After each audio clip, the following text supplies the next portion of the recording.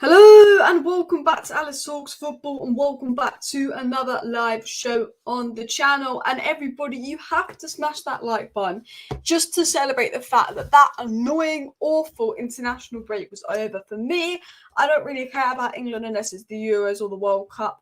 And I don't like the international break, especially when it's 4 games into the season.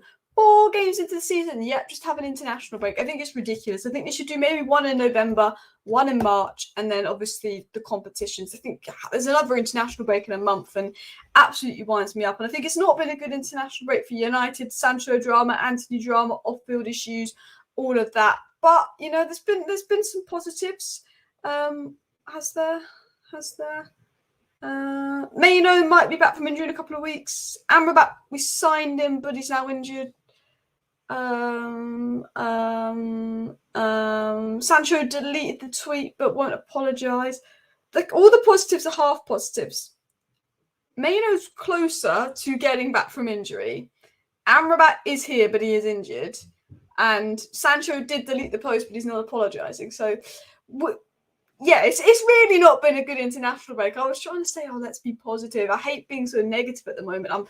That's why I didn't do a live stream yesterday, because I just thought all I'll be doing is ranting and going on about the Sancho situation. But we do have news on the takeover. We do have news about Mason Greenwood coming back in January. We do have news on Manchester United signing Antonio Silva, and all of that as well. We do have a few stories coming about United's plans. There was a story that Qataris had plans, and if they get Manchester United, they will obviously invest in January. Obviously, we're looking at Marcos Leonardo with Jadon Sancho set to leave in January. Will Man United recall Greenwood? That story did come from the Sun, and we know the Sun isn't very good, so I don't think we'd recall Greenwood in January. I think we'd give him a full year, unless Greenwood's got 20 goals in about 5 games for Getafe and we're in a dire situation. I don't think they're going to risk recalling Greenwood so early from loan. It has come from the Sun, but we are looking at Marcos Leonardo.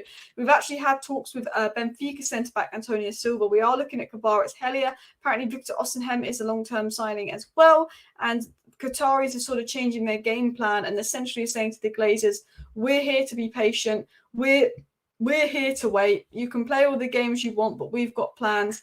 And there's talks of Qataris drafting up January plans for Manchester United. And again, it came out of a bit of take with a pinch of salt sauce.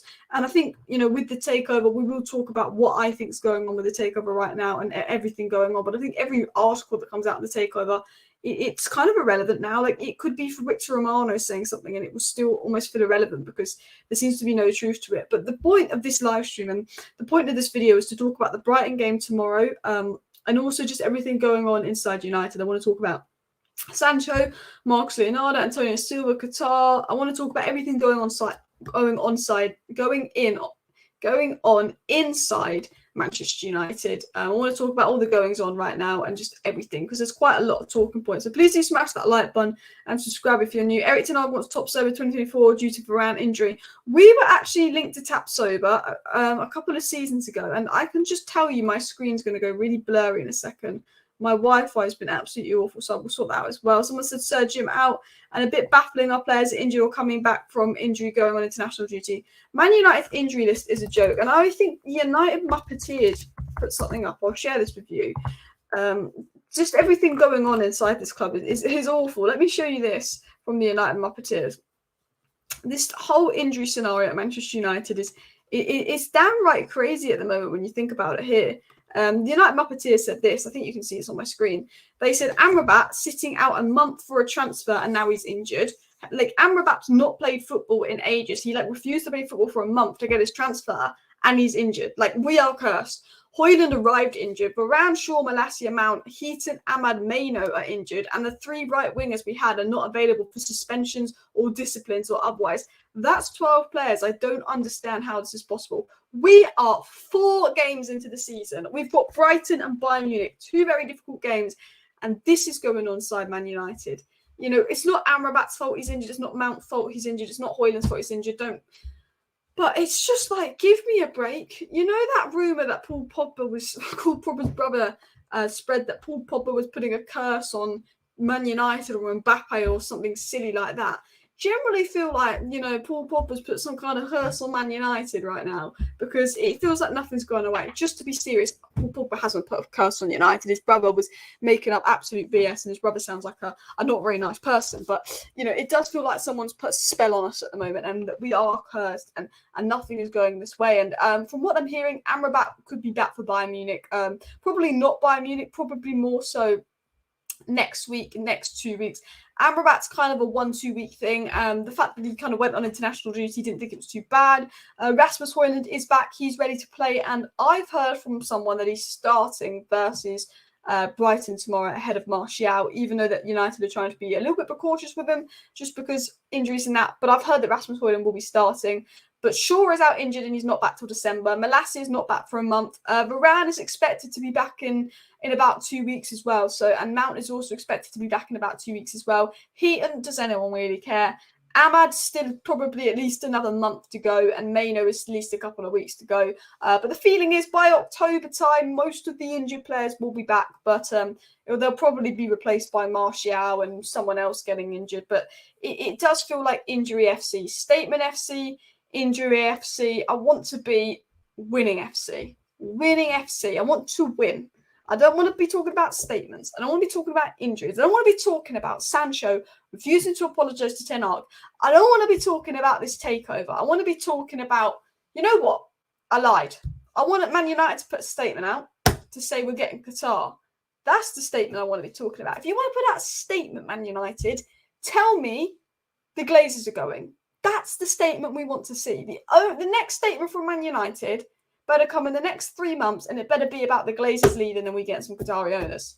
Because then I want to talk about statements we put out. But I think everything going on inside this club, it's just like this dragging out of things. And I will get into the takeover news and I will get into the news, but I've almost just lost interest in it. And maybe that's just me. I don't know how you guys feel, but I've just lost interest.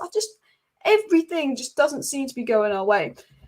Alex says, Wan-Bissaka, Rashid and Garnacho just got on with it, worked harder when the gaffer said Sancho had a strop, and no use for such mentality. Exactly. I want to show you my tweet on this whole Sancho situation. I want to clear up what's going on with the Sancho situation. Then we'll get it. That's on Ange. Then we'll get into the takeover. Then we'll get into the other story. So yes, guys, this actually is my tweet today. I saw someone say, Man United have 5 club statements and 3 wins away from home in 2023. I actually went to check it, and yeah, it was actually true. We do have more club statements than wins. But on another note, we're going to talk about Sancho. What is going on with Jadon Sancho? Let's discuss everything in regards to Sancho.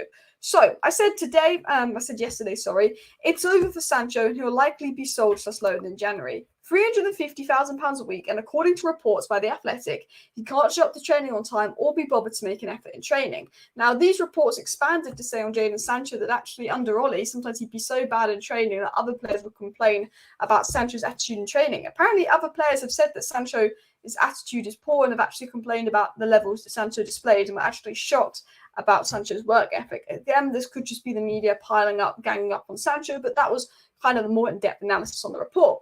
Now, we obviously knew last season that Erik ten Hag gave Jadon Sancho 4 months off work last season to help him with off-the-pitch issues.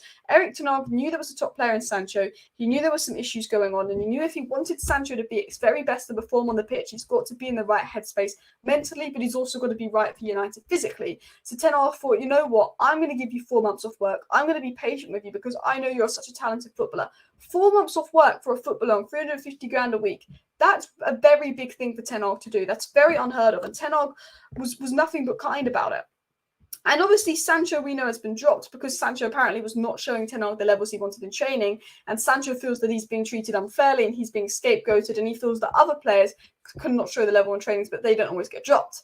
However, the problem is, and the reason Ten Hag's got a big problem with this Sancho situation is, Ten Hag dropped Garnacho. Ten Hag dropped Rashford for being late. Rashford was 40 seconds late. He dropped them. He put them onto the bench when they were going to start. And Sancho was actually going to start versus Spurs, but he was put on the bench for being late or doing something wrong or something, just like Garnacho or just like Rashford was. And basically, Garnacho and Rashford, when they had disciplinary issues, and Garnacho had 2, by the way, they actually came back from it better. They said, you know what, I need to get my head down. the manager is absolutely correct. The manager is absolutely spot on. The manager is doing this to apply standards. Rashford said that he backs the manager for dropping him. You know, he's got to apply the standards. He's got to reach the high standards. So all of this kind of stuff went on, and they got dropped and they didn't complain. Wan-Bissaka got frozen out of the squad because Ten Hag was basically telling him, go, go, go, leave. Played 4 minutes of football before the World Cup. Wan-Bissaka went incredibly hard in training and is now a regular player for United.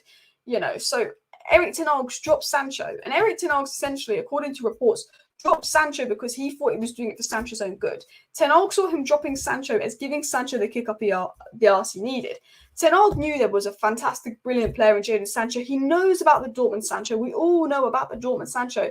But Ten Hag is like, this guy is inconsistent. This guy isn't turning up to training on time. Ten Hag even set a new rota for Sancho to say, look, come to training an hour before everyone else. We need to get you on training on time. He tried to give Sancho extra work. He gave Sancho 4 months out. He did all of this for Sancho, setting up schedules reportedly for him to come early, giving him training routines, one-on-one trainers 4 months out.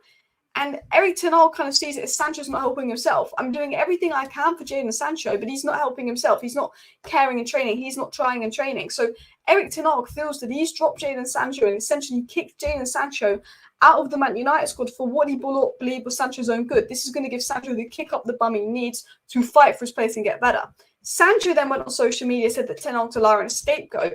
And Ten Hag is appalled by this. You know, he's appalled that Sancho's put out a statement when Erik Ten Hag thought he was doing this for Sancho's own good. And as I said here as well, the fact that Sancho refuses to apologise to Ten Hag just makes it obvious that Ten Hag is getting angrier and angrier and more frustrated with what's going on with Jadon Sancho. And Ten Hag basically said, tell him in January, I don't want him. Like, Sancho is finished at United. Sancho may never play for United again. And the timing of this is awful because of everything going on with Antony. And the whole scenario is awful. But Sancho won't play again for United. And Sancho is not allowed to communicate, train, or be back with the first team until he apologises. And at the end of the day, if you're a real man, even if you don't mean it, you apologise. People are saying, no, Sancho doesn't have to apologise, la-di-da. No, Ten Hag is the manager. The manager has the final say. Even if you don't mean it, don't be childish. Apologise to the manager. Sancho's not interested in apologising to the manager. So Sancho and Ten Hag's relationship is like, and Sancho is training with the first team squad. But Erik Ten Hag thinks that what he did for Sancho wasn't scapegoating him. He thought he was doing it to give Sancho the kick up his arse. Sancho and his team are saying, well, you know, if it was another player, they wouldn't have been dropped. If it was another player, they wouldn't have got this. And they're having a big fuss. And maybe there is a bit more favouritism towards players than Antony and Sancho. But that just happens in football. Like, that is just the way it is. Like, Oli gave so many players, like, this kind of level of favouritism. You know, we saw Oli favouritised this player, that player, this player, that player. And, you know, I didn't agree with Oli's favouritism, but that's kind of what happened in football. And I think with the Jadon Sancho scenario, yes, Jadon Sancho's annoyed that Antony gets his favouritism, but Donny van de Beek didn't say anything. Wan-Bissaka didn't say anything. You know, so many players have been in Sancho's situation, not put out statements online, not said anything. And a lot of those players actually thought, I'm going to work really hard and prove the manager wrong, like Wan-Bissaka, and take his chance. And all Ten Hag wanted from Sancho was Sancho to see this, get a kick up the arse, come to training early, come to training working hard, and fight for his place. Instead, Sancho can't be bothered to work harder in training, can't be bothered to get to training early, can't be bothered to prove Ten Hag wrong. And instead, Sancho's putting statements out, calling Ten Hag a liar, refusing to apologise. And yes, maybe Sancho thinks he's been treated poorly, but Antony has just been suspended, or not suspended, mutual leave. Antony is not coming back to United. Antony is not going to be involved in the Manchester United squad for a long time. The right wing spot is yours. If you apologise, if you work hard, you've got a chance to fight back in. But he's being childish. He's being really childish. And it's like Sancho has an opportunity to revive his United career and he doesn't care. He couldn't care less. And if that is the attitude, and that is the attitude Ten Hag's seeing, then Sancho's never going to play again. Even if he apologises now, I think there's a long way to go for Sancho. Erik Ten Hag, I think, has seen right through Sancho. He's seen through Sancho's eyes. And there's a few interesting things that Ten Hag said in his press conference that I think were directed at Sancho and attitude. And there's a few things Rangnick have said and Dortmund have said and Southgate have said, all kind of directed at Sancho. And it's like, I like Sancho, and I think surely he's not this stubborn. Surely there's more to it. Maybe there's something that's happened that we don't know about for Sancho to do this. And maybe Sancho's going to go on bloody Piers Morgan and tell everyone about it. Please don't. But I'm fed up with this, the way that he's acted, the way he's approached. I think it's childish from Sancho. There's a really good player in Sancho. I was one of Sancho's biggest raters. I've been so patient with Sancho. I've been saying, let's play Sancho on the right wing. And I was kind of excited. I thought, okay, this is going to be I thought this is going to be a big chance for Sancho. You know, I want to see him on the right wing. The whole Antony situation, la-di-da. Sancho deleted his statement. I thought, brilliant. Maybe Sancho's going to apologise. Maybe Sancho's going to work harder. Maybe Sancho's going to put his head down and fight for his place. And instead, Sancho's just happy to train with the academy players, happy to drop. And you know what? Apparently, the Man United teammates aren't happy with him. Apparently, said Man United teammates aren't happy with Sancho. They want him in the squad. They want him to apologise to Ten Hag. You know, and for me, I think this is very stubborn from Sancho. Maybe there's a part of me that thinks something's going on that we don't know about. The only way I can rationalise with Sancho is if maybe Ten Hag's done something really bad that we don't know about. Maybe there's something going on, but it's just, it makes no sense. For me, even if you don't mean it, you just apologise. You be the bigger man. And if I love Sancho, I think he's a fantastic player, but 70 million, if he's acting childish, you just got to get rid. At the end of the day, you've got to get rid because it sets an example to other players. You act childish, I'll get rid of you. And I think with Jadon Sancho, doesn't matter how much money we spent on him, doesn't matter his potential. If he's going to be childish, if he's going to cause the manager problems, then we've got to back the manager. You know, we've got to completely back the manager. And, you know, because we back the manager on getting rid of Ronaldo, we back the manager on many things. And I think you've got to back the manager on things regarding Jadon Sancho. I'm going to scroll down again into the live chat in just a second, but please do smash that like button as well. If someone is routinely showing up late and not working hard and threatens the whole culture, Erik Ten Hag seems very justified, and I agree with Alex. I see a lot of United fans saying wanting Ten Hag out because of this, but it's like, surely we should be backing the manager on this. Maybe Sancho feels scapegoated, but if Sancho feels scapegoated because Ten Hag's disciplining him for being late and not working hard enough, surely Sancho is the problem there as well. And Sancho needs to grow up big time, says Jackie Harvey, and I agree. Sancho isn't working hard enough and not performing in matches either. Blame clearly on the pitch. Yeah. The thing is, if Sancho played last season like, I don't know, Saka had played, or if Sancho was as good as... If Sancho was like Rashford last season, if last season Sancho had scored 30 goals and was brilliant and he was acting like this, part of me would be saying maybe there's a reason behind it. But Sancho's got nothing to stand on. It's not that Sancho's been really brilliant. It's not that Sancho's had this fantastic season and been fantastic for United. What has Sancho done bar 4 or 5 good performances? You know, for me, I don't know what Sancho's done to be this stubborn. It's not like he scored 30 goals. It's not like he had an Erling Haaland season. It's not like he's had a De Bruyne season. He's making a big strop, and it's like, well, Ten Hag's, you know, if you know Antony hasn't been great, but let's not act like you've been much better. I think Sancho's a better player than Antony, but he's not been better than Antony. Like, that is the truth. Antony's been poor, but Sancho hasn't been good. Ten Hag never directly said anything about Sancho, but Ten Hag made a few comments in his press conference, like about it's also with the generation, about team construction, the group dynamic is always about the team. That is above everyone else, but within that, everyone plays his role, different characters. You have to manage those characters. Erik Ten Hag sort of kind of spoke about the Sancho situation here. And he said, you know, when you build a team, it's about, you know, the group dynamic. It's always about what's best for the team. Erik Ten Hag, this is kind of Erik Ten Hag's way of saying, you know, I've kicked Jadon Sancho out the first team. I've kicked Jadon Sancho out the first team dressing room because Jadon Sancho is causing a problem. I think Erik Ten Hag is not going to name Sancho. Naming Sancho is what's got Sancho really upset, which has got Sancho on social media. But Erik Ten Hag is very much like, there's a guy that in the dressing room, that's a problem. His character, his generation is not right for the group. And I want a good group dynamic. I want the dynamic of the group that's going to be best for the team. And if this player is going to affect the dynamic, I don't want him with the group. So Sancho is not allowed to be with the first team. Sancho is banished from the first team. And he's not up for selection and is going to train with the under-21s. All because he won't apologise.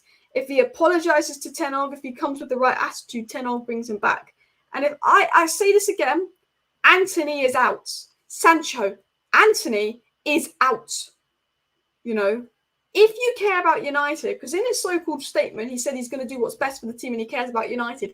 If you care about United, you get your ass together, you get to training on time, you work hard because you're on 350 grand a week. The least you can do is work hard. You apologise to the manager, even if you don't mean it, and you do what Wan-Bissaka did, and you play because we need you. That is the truth. Oh, but the boss scapegoats me. That is the working world. The amount of people I know that don't like their boss, I guarantee you about at least 30% of you guys watching right now have thought, my boss is a knobhead, and thought, my boss isn't treating me right. But do you just say, yeah, I'm not going to go to work, I'm not going to do this, I'm not going to do that? No, you get on with it because you're getting paid at the end of the day. And if I was getting paid 350 grand a week, if my boss was an utter knobhead, I just let him be one, because you're on 350k a week. And that is what happens when you give a 20-year-old kid that's been given everything he's already wanted, not been told right from wrong, 350k a week, and promised him this and promised him that. Yes, Sancho works hard. He wouldn't have got to Premier League level football if he worked hard. But hard work only gets you so far. We've seen with so many footballers like Ravel Morrison, hard work can get you through, being talented, natural talent is so good in the youth time. But once you get older, hard work's what gets you far. Ronaldo, he's the hardest worker out there. Ravel Morrison, Dele Alli, they had issues. They weren't always working hard off the pitch. Sancho's got issues, not always working hard off the pitch. Sancho could be as talented as he is, but when you get to about age 20, if you're not working hard, if you're not coming to training on time, that catches up with you. That catches up with you because everyone else is working hard. And for me, he doesn't want to work hard and he wants to complain about his boss because he's on 350 grand a week. It's got everything he wanted. And for me, this whole situation is just like, crybaby Sancho. Who does he think he is? Paul as well. Anthony could be facing serious charges. I say, well, Anthony's actually still under investigation. I actually think Anthony will be back by Christmas. And, I'm not, from what I've read, it looks like Anthony could be innocent. Now, I don't want to say Anthony's innocent and the woman are lying and all of that because I don't know the facts. And I'm not saying that Anthony's guilty and I'm not saying that Anthony's innocent. But with the Anthony situation, I don't know all the facts, but the leaks that came out, the fact that there's a scheme apparently that the woman have come together to try and get money out of Anthony and have done this for money, the fact that Gabriella's side of the story keeps changing, the fact that one of the women that accused Anthony actually said on a phone call that Gabriella's a liar and that Anthony wouldn't do that.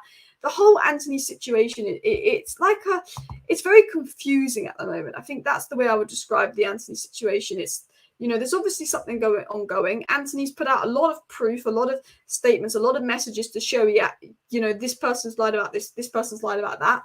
I think Anthony had a messy relationship with his girlfriend, and I think they both did things they shouldn't have done. But I think the accusations against Anthony aren't looking very strong. Maybe the Brazilian police have something that we do have. But I think this Anthony case could be dropped soon. I think the fact that United have gone on mutual leave with him, the fact that Anthony's done interviews, there's been evidence leaked, I do think Anthony could be back soon. I think, Anthony might be able to prove himself not guilty and show evidence to get this case dropped. But again, I don't know all the facts and figures, but from leaks, it is looking a little bit better on Anthony's side than I think it first originally was as well. People are saying Ten Hag out. It's all Ten Hag's fault. He's ruined Sancho. Sancho was bad under Rangnick and Sancho was bad under Ollie. For me, I don't get it. And as Drick said here, isn't it weird that he scapegoated at Dortmund? Yeah, Sancho said he was a scapegoat at Dortmund and he was treated badly at Dortmund. Sancho basically got dropped from England training from Southgate because Sancho moaned to Southgate about him not being picked.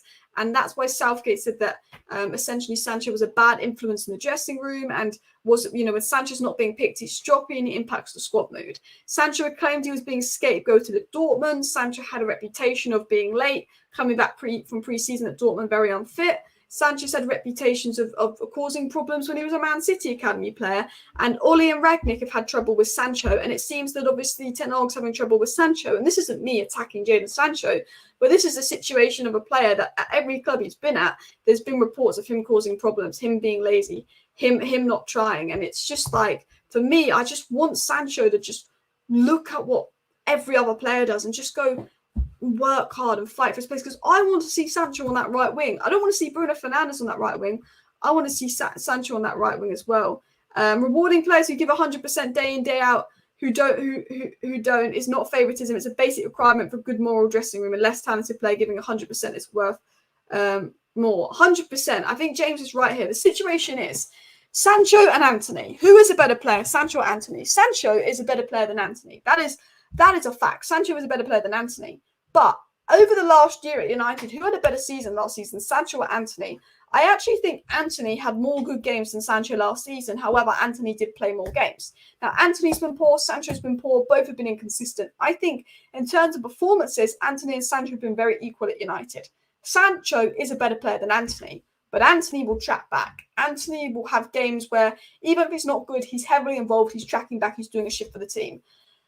Anthony works hard in training, Sancho's late for training. You've got a player in Sancho and Anthony who's been pretty much similar levels on the pitch, but one of those players is working really hard. Even though Sancho's got a higher ceiling and could be better, the other player is working really hard.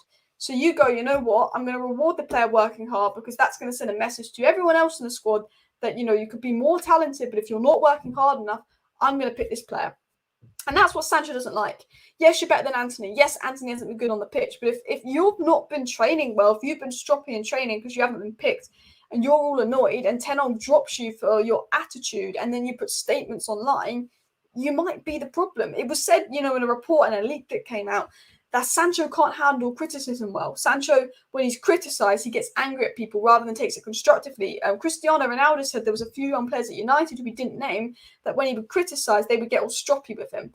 And Ronaldo said when he was a young player, if Roy Keane or Gary Neville criticised him, Ronaldo said he would use that as motivation, constructive criticism to get better. When he did it to said United younger player who he didn't name, which could have been Sancho, he said they got offended. And it's, you know, it's that kind of attitude and culture that I think United desperately need to get rid of from the dressing room as well. Anthony works hard, yeah.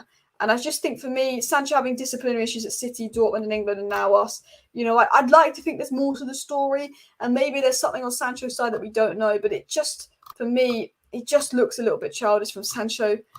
Someone said Sancho needs to discover girls. But anyway, where is Lingard now? I mean, the thing is, Lingard's actually training with West Ham. I don't think United would bring back Lingard. There was a rumour that Manchester United were actually debating and thinking about bringing Jesse Lingard back on loan, but I don't think that's the case because I think Jesse Lingard did cause dressing room problems, and I do like Lingard, but Erik ten Hag is very clear that he wants this culture at Manchester United. He wants to get rid of the bad eggs at Manchester United. They're going to cause dressing room problems here, going to cause dressing room problems there. You know, Erik ten Hag wants a complete reset of the Manchester United culture, and I think Jesse Lingard left as a free agent. I know that Rangnick dropped Lingard because Lingard put out leaks. Lingard put out a statement on social media to complain about Rangnick.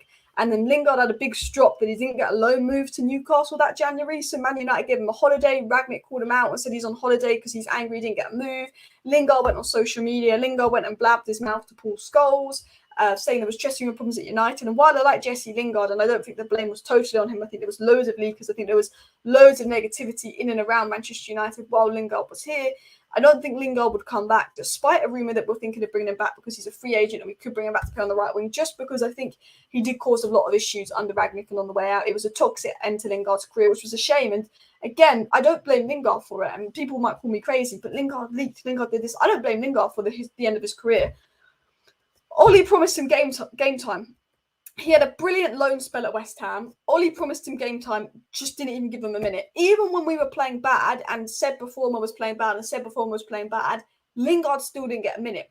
So Lingard wanted to move in January. He didn't get that move. He felt like he'd wasted a year of his career after he managed to revamp his career after West Ham and thought I did that 6-month loan move at West Ham to then sit on the bench again, and he was angry. That's what went on with Lingard. And, you know, for me, that is actually not on Lingard. He shouldn't have leaked stuff and he shouldn't have caused problems. But for me, that was on those higher up for allowing us to keep Lingard, for not letting Lingard go. And I think maybe they've learned from that mistake, because when we didn't let Lingard go in January, when we didn't let said player go in January, what did they do? They just caused problems. By Lingard, Rangnick said just let them go in January. They want to go, they're causing problems. We didn't let them go in January. They made the dressing room toxic. I think Man United's stance now is look what happened with Lingard, Dean Henderson, Paul Pogba, Eric Bailly. You know, if you keep unhappy players in the dressing room, it affects the mood. I think United were like, hey, Ronaldo's rebelling, get rid. Sancho's rebelling, get him out of the dressing room, get him with the under-21s. Because I think United have learned their lesson. Unhappy player affects the dressing room. Like, let's not do that. Let's avoid that. I think United have hopefully finally learned their lesson as well. Alice, Erik ten Hag did the same, cleaning up at Ajax. Some bad eggs needed to be removed. We just need our time back to the top. Yeah, what we need is new owners.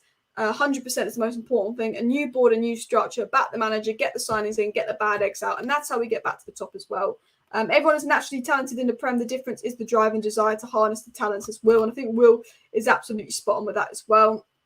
And how does Sancho not have the gratitude and support for the support Ten Hag gave him last term? Total child. Yeah, I think Erik ten Hag has been nothing but good to Sancho. I think Erik ten Hag treated Sancho incredibly well, you know, last season. He gave him 4 months off and, you know, he just seems to be complaining, seems to be annoyed. For me, it's just, I don't get Sancho's attitude. Maybe there's more to the story, but it looks poor as well. Yash says suspending Sancho sends a clear message to other players not to F around and give 100% every week. Absolutely agree as well. Yeah. Anyone who says Eric Ten Hag is talking crap, Eric Ten Hag's the best we've had since Sir Alex Ferguson. I think in terms of man management and discipline, which is needed at United, I think he is. Alice, Amrabat and Rasmus Højlund are both injured. Is it going to be featured tomorrow? Højlund isn't injured, unless that's breaking news that's just come out now. I've been told that Manchester United plan to start Højlund. Don't tell me I'm going to refresh my page and Højlund's going to be injured. I will be crying about that as well. Højlund's not injured. Højlund's in training. So Rasmus Højlund will play tomorrow. Amrabat is injured. Shall I show you what Man United might be doing tomorrow? I'll see if SofaScore have put out the Manchester United lineup, but I will go through the list of injuries at Manchester United and what we're likely to do. I don't know if you watched my video earlier, but Amrabat won't be available, but Højlund is. I've been told from a source that Højlund is actually starting. So I hopefully that is the case. United are going to give Højlund his first start, home debut, and I think Højlund is going to be absolutely fantastic when Bruno Fernandes comes in. I've said this before. I think Bruno's going to give Højlund chances to feast on. I think Højlund's going to make a lot more impact than people think. So this is the predicted lineup. So this is according to SofaScore. This is what SofaScore sources believe United are going to do. So SofaScore have essentially said, it's going to be that team. And I wouldn't be surprised if this was the team. I wouldn't be surprised in the slightest if this was the team. I hope it's not the team. I hope that Bruno swaps with Eriksen and Pellistri plays right wing. If we can have Pellistri on the right wing instead of Eriksen, I think the dynamic as well would suit Højlund more. I just think Bruno is just so good in the middle. He's wasted out wide. He doesn't get on the ball as much. And I think when you're playing a Brighton side, that midfield isn't arguably as good now they've lost McAllister and Casado, but we're playing a Brighton side that are good in possession. I think you need Bruno in the middle to deal with that. I think we are quite exposed in the middle of the pitch at the moment, but that is what people believe United will do. But again, the doubts are Martinez, but it said that he was fit. Amrabat is not fit. Anthony's obviously out for the time being. Maino is out and he's a couple of weeks away. Malacia is out. Mason Mount's out. Luke Shaw's out. Varane's out. Amad Diallo's out. And just Sancho's just basically gone. Do you know what? They just can't fit any more in here. They can't mention that Heaton's injured. I think they ran out of stuff. But you look at them. They've got Evan Ferguson, who's a doubt, which I'm kind of glad about. Because I like Evan Ferguson. Don't want him to be injured, but he's a player. Evan Ferguson, absolute player, people. So hopefully he is not available for the game. That would be a big boost for United as well. Fergie would have sorted Sancho out as well. And even Ole Gunnar Solskjaer had Sancho on substitute bench. Yeah, Ole brought Sancho and he seemed to not like Sancho very quickly as well. He seemed to just keep playing Greenwood there on the right as well. Even though the Greenwood, Rashford, Ronaldo dynamic front three really didn't work because it was three players that wanted to score goals and that were quite greedy. So as a front three, the dynamic never really worked there as well. Not a lot between them, but Anthony was a Ten Hag signing, so he's bound to be favoured exactly as well. And I think Anthony just works harder as well. Eric Ten Hag is not to blame. Sancho out, Glazers out. Yeah, most important thing is Glazers out. Smash the like button if your Glazers out as well. I think I'm really excited to see Rasmus Højlund because I think Bruno and him is going to have some partnership. I was going to do a video today and I completely forgot. I've had a really busy day today. I had a few meetings earlier, but I want to do a video about what Man United can do on the right wing and particularly the front three dynamic of Rashford, Pellistri and Højlund. So I want to do a video on Amad Diallo and Pellistri, mostly focusing on Pellistri because we're still a month away from Amad Diallo returning. I want to do a video, and I don't know if you guys would be interested in it, but subscribe if you are, talking about Amad Diallo, talking about Pellistri and the front three and how they would link up with Højlund and Rashford and sort of the way United's future would go in as well. Thank you very much for the super chat. There's a spider behind you. Is there actually? You know what? You've actually made me jump inside. I feel like that's a prank. I hope it's a prank because you know I don't like spiders. Just kind of scared me now. When I read that message at first, makes me jump. I did a live stream the other day. I think he's pranking me. I can't see a spider, but I tell you what, my heart just sank there. It just sank. But my room is full of spiders. There was a big spider in my last live stream, just crawled across my desk. I almost screamed. I just went, go away. Unfortunately, I'm full of spiders at the moment, but it scared me there. It scared me there as well. We'll just scroll down as well. I don't think United are going to bring back Lingard, by the way. It was just a rumour as well. Højlund is not injured. Yeah, Højlund isn't injured as well. These players that are just back from injury should not have been allowed to go out on international duty. Yeah, do you know what really wound me up is the fact that we let Lisandro Martinez go out on international duty. I never understand why we really let Lisandro Martinez go out on international duty. I thought it was crazy as well. Some players are just bad eggs that if been 8, it would have been passed to the youth team. There ought to be a good leader for the youth to see, says Isaac. And Alice, with all these outs, we've had enough. ins. I tell you what, we're going to talk about the ins, actually. We're going to talk about a few things as well. I think we're overdue some good news. I tell you what, I said this earlier, and I said I think Man United need a win versus Brighton a lot more than people think, because I think there's been so much negativity around the club that, you know, if we lose to Brighton, it's more negativity.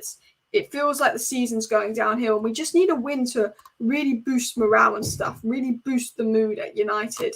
A win would be so important tomorrow versus Brighton, and hopefully we do get the win as well.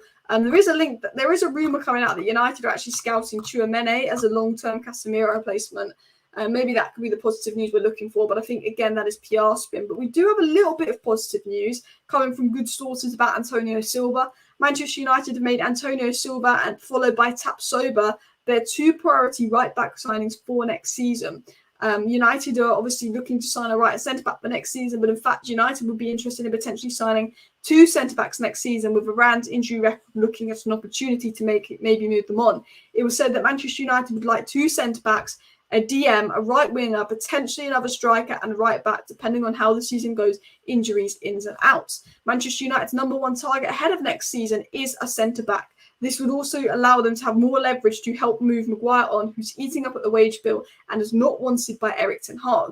Manchester United could potentially target a centre-back signing in January if things continue. However, that is dependent on if the Glazers are here or not. If the Qataris are successful in their takeover of Manchester United, and they've been aiming for an October-November takeover of the club and have been patient with that, the Qataris could be in charge by January and potentially invest some money into the club by bringing in a centre-back. United have also thought about bringing Mason Greenwood back to solve right-wing issues, and also have their eye on young starlet Marcus Leonardo, who could be available for 20 million.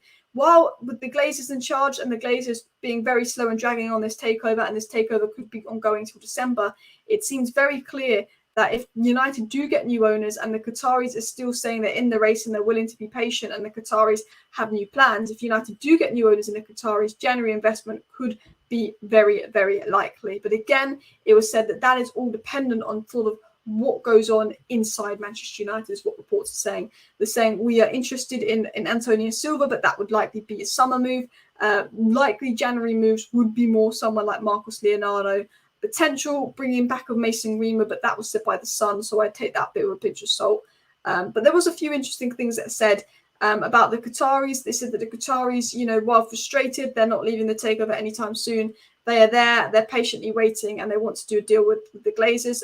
Neil Custis said that the Qataris will do due diligence ahead of a new bid in October, which is what the Glazers want. But again, I take that information with a pinch of salt. And I would take all the takeover information with a pinch of salt. But I will say, if we did get new owners by January, I think January investment is something that is definitely likely as well. I'm just going to scroll down the live chat, so please do smash that like button, subscribe down below as well. Yash says, please don't put Bruno on the right wing. Hopes to see him there. Yeah.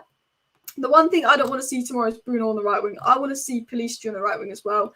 Alice, as far as I know, the club could not refuse to release players, even if they're injured.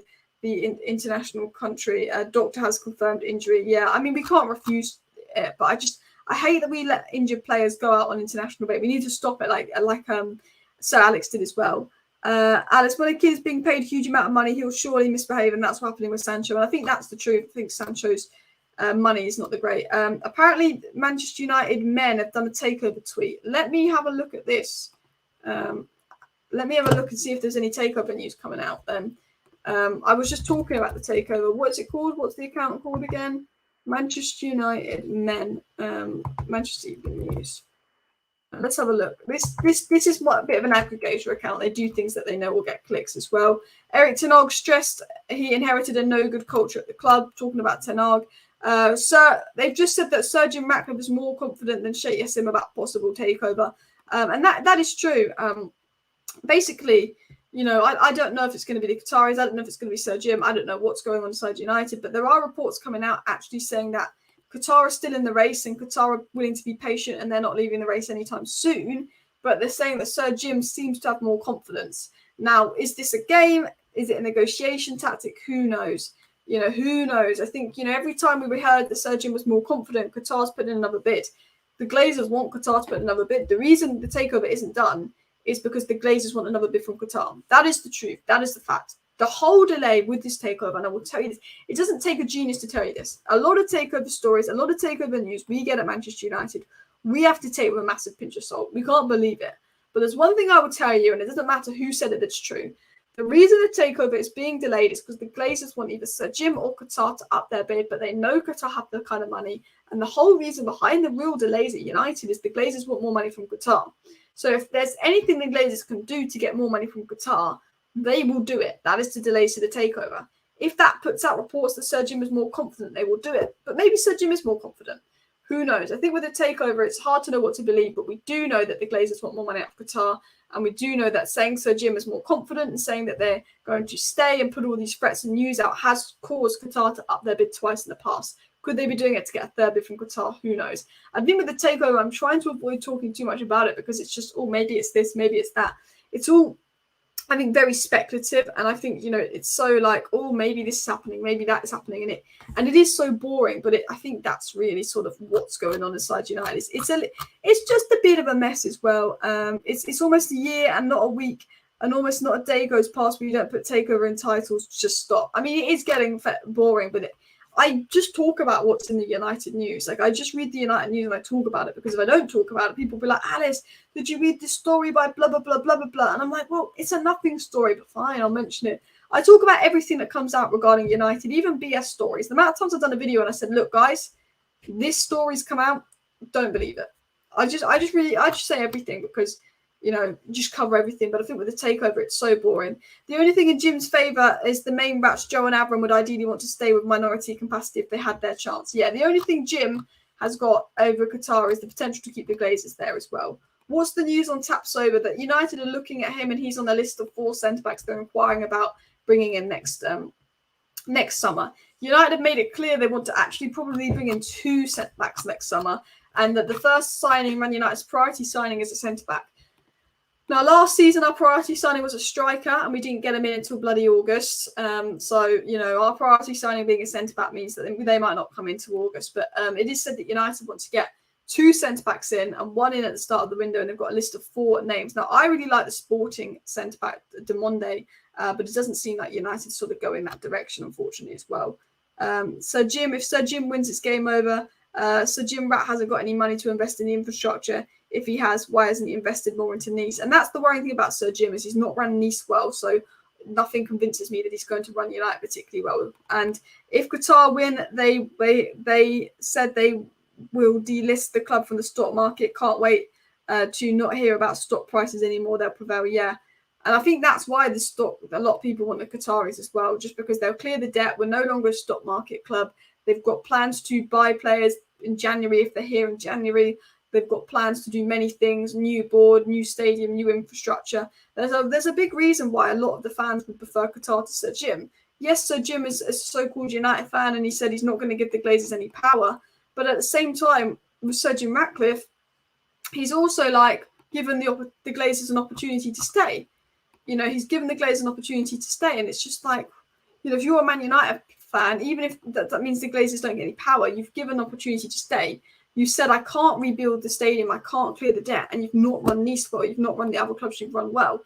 He's saying, I can't fail, I won't fail being the owner of United, but it's like, well, you failed being the owner of Nice. You know, it's just, to me, I'm fed up with people coming in and using United to make money. I want our next owner to come in and be like, you know what, I'm going to make United back at the top. And Sir Jim says he's a Man United fan. I'm sure he'll be better than the Glazers, but I feel like he's just coming in to try and make money out of United, and that's not what we want. That's not what we want. And there is a rumour that Newcastle might try and make a move for Jadon Sancho. Newcastle do need a right winger because Almiron's not great, but I think Newcastle, just the way they are, and they're a bit smarter with rebuilding, and I don't see Newcastle doing much in terms of going for Jadon Sancho as well. The Ineos PR concession strategy has started.